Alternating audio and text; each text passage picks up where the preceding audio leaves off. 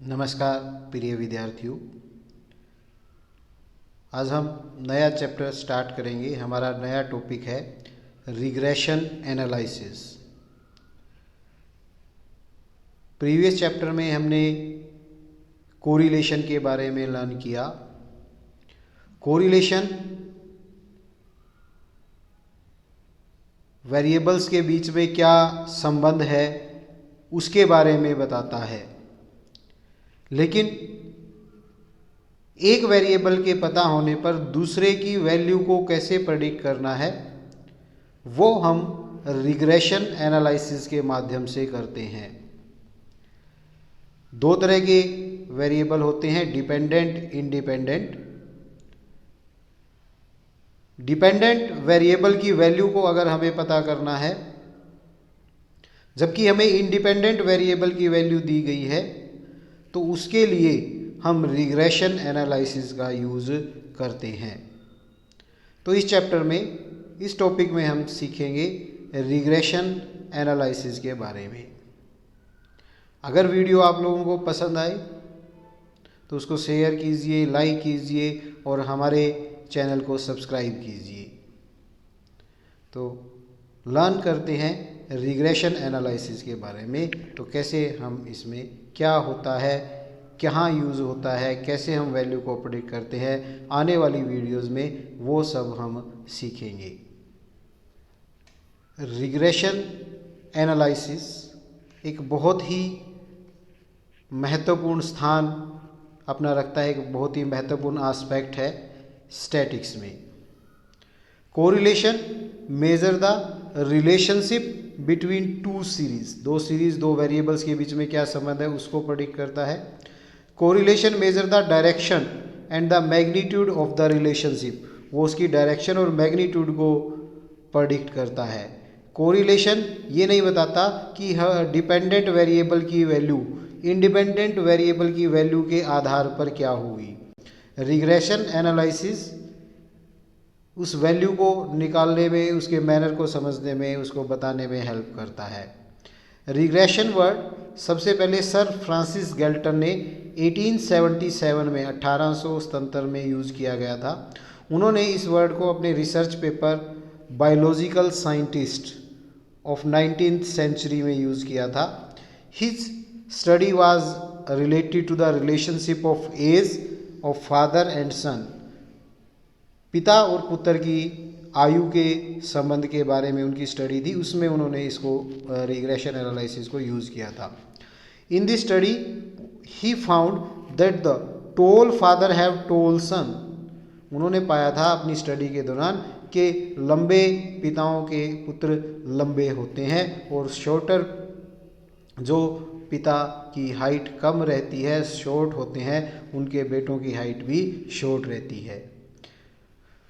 But he found the mean height of the tall father was greater than the mean height of the son, लेकिन उन्होंने इस study में ये find out किया था कि पिता की जो एवरेज हाइट है उसकी तुलना में पुत्र की जो हाइट है वो कम होगी, पिता की एवरेज हाइट ज़्यादा होगी। Similarly in the case of observed that mean height of short son was greater than the mean height of a short father, जो छोटे कद के पुत्र हैं उनकी एवरेज हाइट उनके पिताओं जो छोटे कद के हैं उनकी एवरेज हाइट से ज़्यादा होगी। फ्रांसिस गैल्टन ने इस एनालिसिस को नाम दिया regression towards mediocrity. He term the showing this trend as the regression line, regression line के रूप में उन्होंने इसको शो किया। तो फिर अलग अलग विद्वानों ने इसके बारे में बताया। रेग्रेशन हिर्स्क ने बताया कि regression analysis measure the nature and extent of relationship between two or more variable, thus enable us to make the prediction. इन्होंने बताया कि रिग्रेशन एनालिसिस दो या दो से अधिक वेरिएबल्स के बीच के नेचर, उनके संबंध, उनकी प्रकृति और किस हद तक उनका संबंध है उसको बताता है, जिसके आधार पर हम एक वेरिएबल का पता होने पर दूसरे वेरिएबल की वैल्यू को प्रेडिक्ट कर सकते हैं। इसी प्रकार M.M. ब्लेयर ने कहा regression is the measure of average relationship between two or more variable. दो या दो से अधिक वेरिएबल्स के बीच में औसत संबंध क्या है उसको मेजर किया जाता है। Regression analysis attempts to make the study of nature of relationship between variable. Different variables के बीच में क्या संबंध है उनकी प्रकृति का अध्ययन करता है। It provide a mechanism of prediction और फोरकास्टिंग। हमें एक की वैल्यू पता होने पर दूसरे की वैल्यू को प्रेडिक्ट करने, उसको फोरकास्ट करने में हेल्प करता है। Regression make the prediction of unknown value of variable. जो अननोन वैल्यू है वन वेरिएबल की वो फाइंड आउट करता है।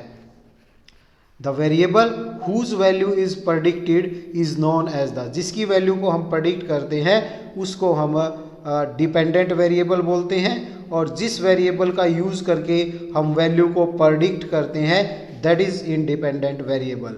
तो ये आपको समझना बहुत आवश्यक है कि जिस वेरिएबल की वैल्यू को हम निकाल रहे हैं, प्रेडिक्ट कर रहे हैं, वो हमारा डिपेंडेंट वेरिएबल है, और जिस वेरिएबल की वैल्यू हमें गिवन है, हमें पता है, वो हमारा इंडिपेंडेंट वेरिएबल है। तो डिपेंडेंट और इंडिपेंडेंट वेरिएबल का डिस्क्रिमिनेट करना हमारे स्टडी के लिए ज़रूरी है।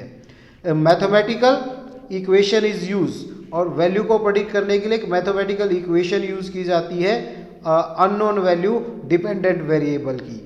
Another variable is called the regression equation. जो इक्वेशन की हम सहायता लेते हैं, जो मैथमेटिकल रिलेशन की हम सहायता लेते हैं, उसको बोलते हैं regression equation. In the equation independent variable is denoted by X. Independent variable को एक्स से और डिपेंडेंट वेरिएबल को वाई से डिनोट करते हैं। This equation is use to make the regression analysis which is called the simple regression analysis. Regression analysis करने में help करता है, इसको हम सिंपल रिग्रेशन एनालिसिस बोलते हैं। Reason behind denoting the analysis as simple regression is the existence of only one predictor. क्योंकि हम एक इंडिपेंडेंट वेरिएबल के बेस पे डिपेंडेंट वेरिएबल की वैल्यू निकाल रहे हैं, इसलिए इसको सिंपल बोलते हैं। एक से ज़्यादा इंडिपेंडेंट वेरिएबल को एक साथ लेकर चलते हैं तो फिर उसको मल्टीपल रिग्रेशन बोलते हैं। जैसा कि हमने कोरिलेशन में भी पढ़ा था, multiple correlation, partial correlation, simple correlation. तो हम सिंपल कोरिलेशन इसमें लेकर चलते हैं, तो इसको सिंपल रिग्रेशन बोलते हैं। हमारे सिलेबस में भी सिंपल रिग्रेशन ही है, मल्टीपल और पार्शियल रिग्रेशन नहीं है। तो हम जहाँ भी बात करेंगे तो सिंपल रिग्रेशन की ही बात करेंगे। बिकॉज द हमारी इक्वेशन क्या होती है, y is equal to a plus B X. In this equation a and b are the constant which depict the average relationship between two variable. दो इंडिपेंडेंट कॉन्स्टेंट वेरिएबल कॉन्स्टेंट हैं जो average relationship दो variables के बीच को बताते हैं। क्या importance है रिग्रेशन एनालिसिस का? Prediction of value of dependent variable. This analysis is best method for determining the value of dependent variable. Dependent variable की वैल्यू को फाइंड आउट करने के लिए बेस्ट मेथड है जब हमें इंडिपेंडेंट वेरिएबल की वैल्यू का पता हो। दूसरा है to find the nature of relationship. किस प्रकार का रिलेशनशिप पाया जाता है, किस प्रकृति का रिलेशनशिप पाया जाता है। Regression analysis is use to find the nature of relationship between dependent and independent variable. Dependent variable और इंडिपेंडेंट वेरिएबल में किस प्रकार का संबंध है वो फाइंड आउट करने में भी ये हेल्प करता है। It is use for the forecasting और प्रेडिक्शन। इसको हम फोरकास्ट करने के लिए, भविष्य का पूर्वानुमान लगाने के लिए, प्रेडिक्ट करने के लिए यूज करते हैं कि फ्यूचर में क्या वैल्यू डिपेंडेंट वेरिएबल की रहने जा रही है या क्या वैल्यू होने की उम्मीद है, वो हम फाइंड आउट करते हैं। डायग्रामेटिकली आप एग्जाम में इस प्रकार से इन इंपॉर्टेंस को दिखा सकते हो। पहले हमने डिस्कस की prediction of value of dependent variable, nature of relationship, use for forecasting and prediction. Next है analytical tool for the business research. Business research के लिए एक ये एनालिटिकल टूल है, विश्लेषणात्मक टूल है। The regression analysis is helpful application in area of business. Business में बहुत ज़्यादा इसका यूज होता है। Businessman can predict their future implications of the various event which can affect the business in positive or negative way। Businessman बहुत सी अपने future plan बनाता है, उन फ्यूचर प्लान बहुत से फ्यूचर एक्टिविटी करता है, उनका उसके ऊपर बिजनेस के ऊपर क्या पॉजिटिव इम्पैक्ट आएगा, क्या नेगेटिव इम्पैक्ट आएगा, वो उसको प्रेडिक्ट करने में रिग्रेशन का यूज करता है। Effect of analysis of economic condition, जो हमारी आर्थिक स्थिति है उसको प्रेडिक्ट करने में। This analysis establish the nature of relationship between the various economic variable. बहुत से इकोनॉमिक वेरिएबल हैं, उनके बीच में क्या संबंध है, उनको फाइंड आउट करने में हेल्प करता है। वेरियस इकोनॉमिक पॉलिसी किस प्रकार से बिजनेस के ऊपर इम्पैक्ट डालेंगी या उनका क्या इम्पैक्ट रहेगा, वो फाइंड आउट करने में भी हेल्प करता है। तो ये इसके यूसेस थे, या हम कह सकते हैं इसकी इंपॉर्टेंस थी, क्यों रिग्रेशन हमारे लिए ज़रूरी है। फिर आता है difference between the correlation and regression. Correlation और रिग्रेशन में क्या अंतर है, इनको समझना ज़रूरी है। दोनों एक दूसरे के बहुत ज़्यादा क्लोजली रिलेटेड है। हम कह सकते हैं कोरिलेशन छोटा भाई तो रिग्रेशन बड़ा भाई है, क्योंकि कोरिलेशन से हमें केवल संबंध और उसकी दिशा का पता लगता है, उसकी डायरेक्शन का पता लगता है। रिग्रेशन से हम वैल्यू को प्रेडिक्ट कर सकते हैं डिपेंडेंट वेरिएबल की, जबकि हमें इंडिपेंडेंट वेरिएबल की वैल्यू का पता हो। तो दोनों में क्या अंतर है वो हमें समझना ज़रूरी है, दोनों एक दूसरे पे डिपेंड हैं। तो मीनिंग, कोरिलेशन स्टैटिकल मेजर है, degree of mutual relationship between the value of variable. Variable की वैल्यूज़ के बीच में क्या संबंध है उसको निकालने के लिए हम यूज़ करते हैं। जबकि regression analysis is attempt to make the study of nature of relationship between variable by predicting the unknown value of one variable on the basis of known value of the another variable. जो हमारा regression analysis है वो हमारी help करता है कि उनमें किस प्रकृति का, किस तरह का रिलेशनशिप है उसको फाइंड आउट करने में। जब हमें एक वेरिएबल की वैल्यू का पता होता है तो उसकी सहायता से हम दूसरे अननोन वेरिएबल की वैल्यू को प्रेडिक्ट कर सकते हैं। इट प्रोवाइड्स द प्रेडिक्शन और द फोरकास्टिंग।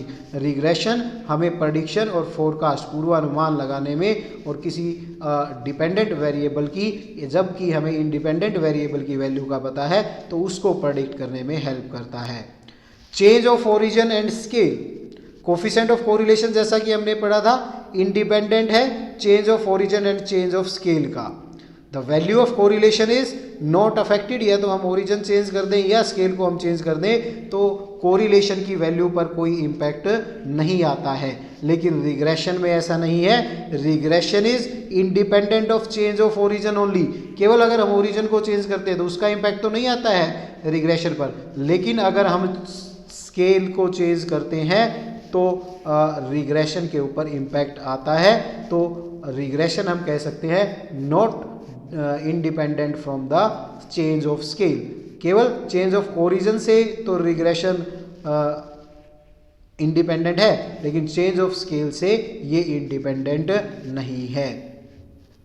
प्रेडिक्शन और forecast device, correlation can not predict the future event, future event को प्रेडिक्ट नहीं कर सकता, जबकि regression is effective for making the prediction और forecasting of the various future event. भविष्य के फ्यूचर इवेंट को प्रेडिक्ट करने में हेल्प करता है। कोज एंड इफेक्ट रिलेशन, कोरिलेशन हमें ये नहीं बताता कि क्या कारण रहा और उसका क्या परिणाम रहा दो वेरिएबल्स के बीच में, तो कौन सा कारण रहा और कौन सा परिणाम, जबकि रिग्रेशन हमें बताता है कौन सा फैक्टर, कौन सा वेरिएबल तो कारण रहा और उसका दूसरे के ऊपर क्या इम्पैक्ट आया, उसका क्या इफेक्ट रहा, उन दोनों के बारे में बताता है। तो कोज एंड इफेक्ट रिलेशनशिप हमें बताने में हेल्प करता है। नेक्स्ट है nonsense element. Correlation may be nonsense in which due to the chance. Correlation जैसे हमने पढ़ा था due to the by chance भी हो सकता है। For example high positive correlation between the increase in rain and increase in the weight of people. लोगों का वजन बढ़ रहा है और बहुत ज्यादा बारिश हो रही है, लेकिन इनका आपस में कोई संबंध नहीं है, परंतु कोरिलेशन ऐसा हो सकता है, that is purely based on chance, केवल चांस के आधार पर है। एग्जैक्टली हम नहीं कह सकते कि रेन के होने से लोगों के वजन बढ़ने पर क्या रीजन है, वो ड्यू टू प्योर चांस है, उसका कोई अदर रिलेशन नहीं है, that is nonsense relation. But in regression analysis there is nothing like the nonsense relation. लेकिन रिग्रेशन में ऐसा कुछ नहीं है कि वहां पर नॉनसेंस रिलेशनशिप पाई जाएगी दो या दो से अधिक वेरिएबल्स के बीच में। जब उनमें कोई साइंटिफिक रिलेशन होगा तभी वो बताएगा कि उनमें रिलेशन है। नेक्स्ट है हमारा symmetric. Coefficient of correlation that is RXY is measure of degree and direction of linear relationship between variable under study। जो हमारे वेरिएबल है उनकी स्टडी में लीनियर रिलेशनशिप वो लेके चलता है। RXY या RYX हम निकाले उससे कोई फर्क नहीं पड़ता, RXY और RYX दोनों ही सेम रहेंगे, तो वो दोनों वेरिएबल्स के बीच में लीनियर रिलेशनशिप को लेकर चलता है। तो चाहे इसका उससे कोई फर्क नहीं पड़ता, x और y निकालें या x y पे डिपेंड है या y x पे डिपेंड है, लेकिन रिग्रेशन में इसका एक डिफरेंस आता है। Regression coefficient is that is bxy and byx दोनों नॉट द सिमेट्रिक। जैसे rxy और ryx इक्वल थे, लेकिन bxy रिग्रेशन कोफिशिएंट को हम डिनोट करते हैं b से, bxy और byx दोनों इक्वल नहीं होंगे। This analysis one variable is dependent and another is independent. bxy तो बताता है कि x डिपेंडेंट है, y इंडिपेंडेंट है, और byx बताता है y डिपेंडेंट है और x इंडिपेंडेंट है। तो दोनों में डिफरेंस है, लेकिन कोरिलेशन में ऐसा नहीं था। नेक्स्ट है nature of variable. In case of correlation analysis the ascertainment of dependent and independent variable is difficult. कि कोरिलेशन में हमें ये निकालना कि कौन सा वेरिएबल डिपेंडेंट है और कौन सा वेरिएबल इंडिपेंडेंट है कठिन है, हम नहीं बता सकते, क्योंकि चाहे हम RXY निकालें चाहे RYX निकालें दोनों सेम आते हैं।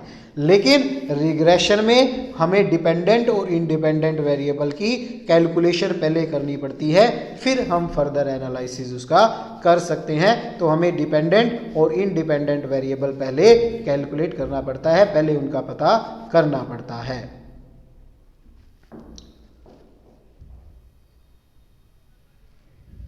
Number of coefficient.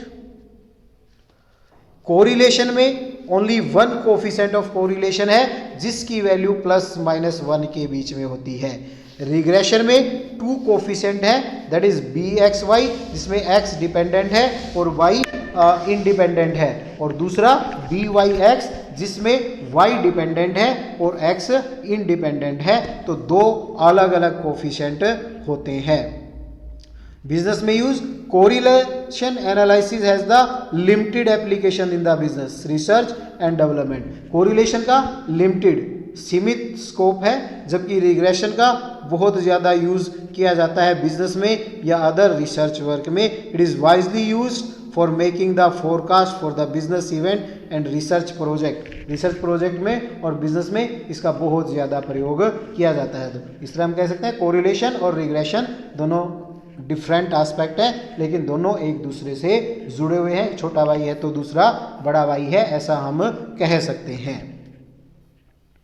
नेक्स्ट है टाइप ऑफ रिग्रेशन एनालिसिस। किस तरह का होता है, जैसे हमने टाइप्स ऑफ कोरिलेशन पढ़ा था उसी प्रकार टाइप्स ऑफ रिग्रेशन एनालिसिस है कि रिग्रेशन एनालिसिस कौन कौन से प्रकार के होते हैं।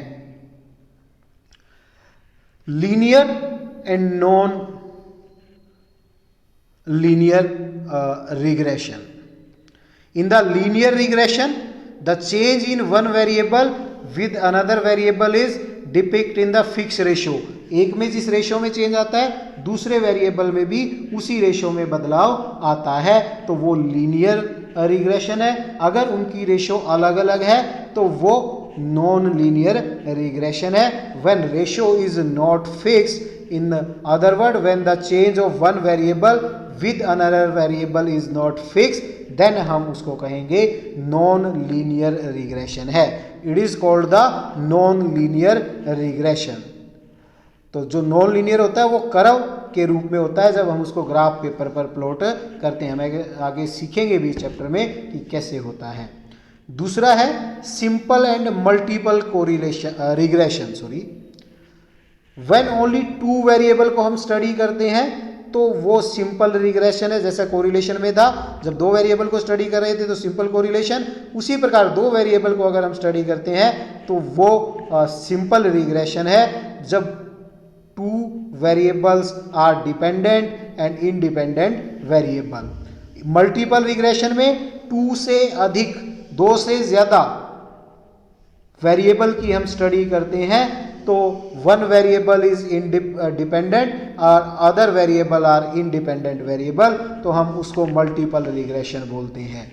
We are studying the functional relationship between demand and supply of an commodity, दो हम इसको सिंपल बोलेंगे। When we study the impact of income on demand and consumption, then this type of regression will be called the multiple regression analysis. Again I am saying कि हमारे syllabus में केवल simple regression है, तो हम simple regression को ही इसके माध्यम से इस चैप्टर में स्टडी करेंगे। तो हम जहाँ भी बात करेंगे वहाँ पर सिंपल रिग्रेशन की ही बात करेंगे, लेकिन ये आपको पता होना चाहिए what is simple and what is the multiple regression.